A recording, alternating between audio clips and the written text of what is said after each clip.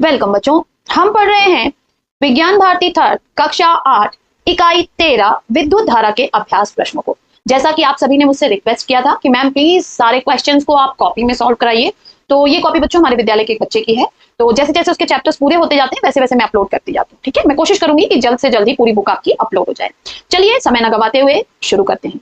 But शुरू करने से पहले मेरी आपसे एक रिक्वेस्ट है कि प्लीज आप इस वीडियो को लाइक करें और मेरे चैनल को सब्सक्राइब करें। चलिए शुरू करते हैं।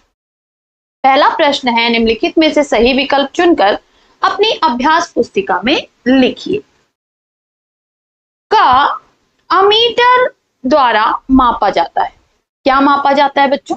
तो अमीटर द्वारा नापा जाता है विद्युत धारा को। ठीक है, राइट आंसर क्या हो जाएगा? विद्युत धारा। सेकेंड क्वेश्चन है कि किस सेल को पुनः आवेशित किया जा सकता है। तो बच्चों हम डायरेक्ट आंसर्स पे चल रहे हैं। ठीक है, तो सीसा संचायक सेल ऑप्शन सा जो है ये हमारा सही हो जाएगा। इसे द्वितीयक सेल कहते हैं और इसे पुनः आवेशित यानी चार्ज किया जा सकता है। ठीक है, बाकी हमारा ये जो शुष्क सेल है, डेनियल सेल है, वोल्टीय सेल है, ये सब प्राथमिक सेल है। ठीक है, इसे दोबारा हम चार्ज नहीं कर सकते। ग विद्युत विभवांतर का मात्रक है। तो विद्युत विभवांतर का मात्रक है बच्चों ऑप्शन द वोल्ट। ठीक है, राइट आंसर क्या हो जाएगा? वोल्ट।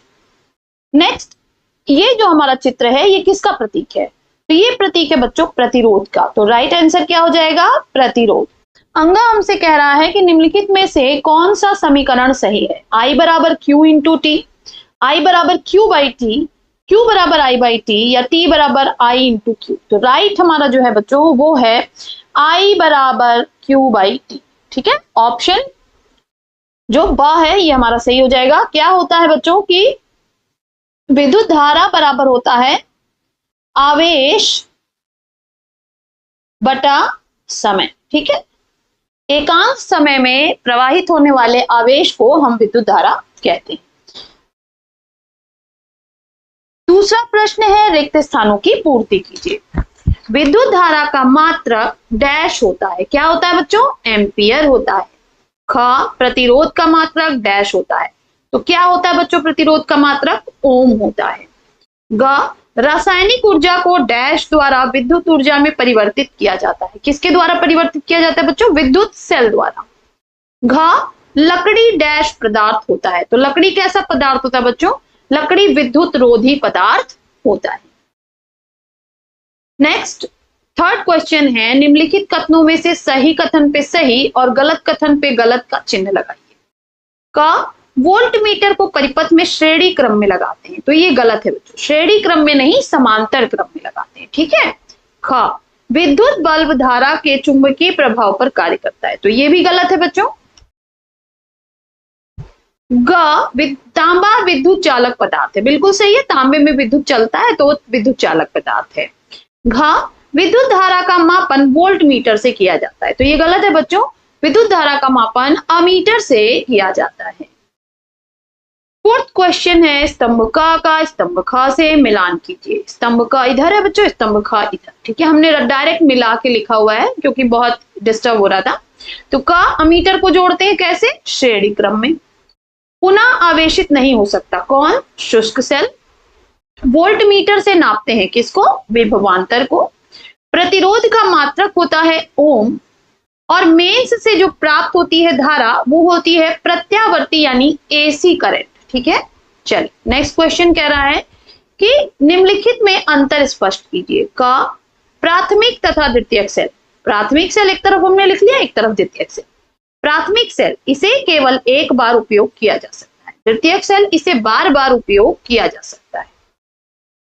प्राथमिक सेल इसे चार्ज नहीं किया जा सकता जबकि द्वितीयक सेल को चार्ज किया जा सकता है। प्राथमिक सेल सस्ता होता है जबकि द्वितीयक सेल महंगा होता है। प्राथमिक सेल में रासायनिक क्रिया अप्रतिवर्ती होती है, यानी एक बार चेंज होने के बाद वो वापस नहीं आएगी, जबकि इसमें रासायनिक क्रिया जो है वो प्रतिवर्ती होती है द्वितीयक सेल में। ठीक है बच्चों, चलिए नेक्स्ट हमसे जो कह रहा है डिफरेंस वो है अमीटर तथा वोल्ट मीटर। तो हमने फिर वैसे बना ली, एक तरफ अमीटर एक तरफ वोल्ट मीटर। अमीटर क्या है? धारा नापने का यंत्र है, जबकि वोल्ट मीटर वोल्टेज या विभवांतर नापने का यंत्र है। अमीटर को परिपथ में श्रृंखला में जोड़ा जाता है जबकि वोल्ट मीटर को परिपथ में समांतर क्रम में जोड़ा जाता है। अमीटर का प्रतिरोध बहुत कम होता है जबकि वोल्ट मीटर का प्रतिरोध बहुत अधिक होता है। इसे हम इस तरह से A लिखकर रिप्रेजेंट करते हैं जबकि वोल्ट मीटर को हम V लिखकर रिप्रेजेंट करते हैं।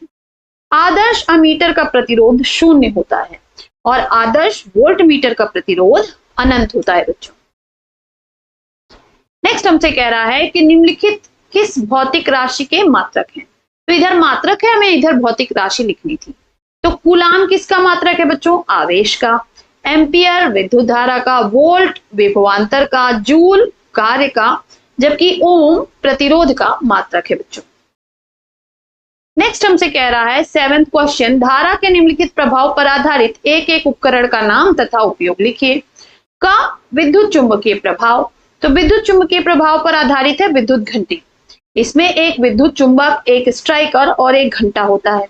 इसका उपयोग घरों में घंटी के रूप में होता है। ख ऊष्मीय प्रभाव। तो हमने लिखा विद्युत प्रेस। इसका उपयोग कपड़े प्रेस करने में किया जाता है। ग रासायनिक प्रभाव। तो रासायनिक प्रभाव का उपयोग बच्चों विद्युत लेपन यंत्र इसमें किया जाता है। इसमें एक धातु पर दूसरी धातु की पतली परत चढ़ाई जाती है। प्रश्न 8 हमसे कह रहा है कि निम्नलिखित प्रश्नों के उत्तर लिखिए। आ 3 घरेलू उपकरणों के नाम लिखिए। यह मेंस के साथ कैसे जोड़े जाते हैं। तो हमने उपकरण लिख लिए बच्चों बल्ब, पंखा, फ्रिज। ठीक है, तो इन्हें मेंस में श्रेणी क्रम में जोड़ा जाता है।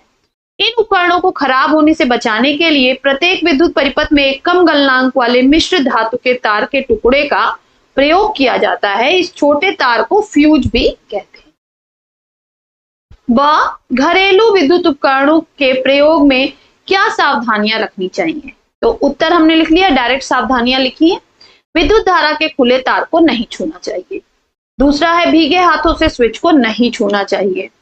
विद्युत उपकरण मानक स्तर यानी ISI के ही प्रयोग करने चाहिए।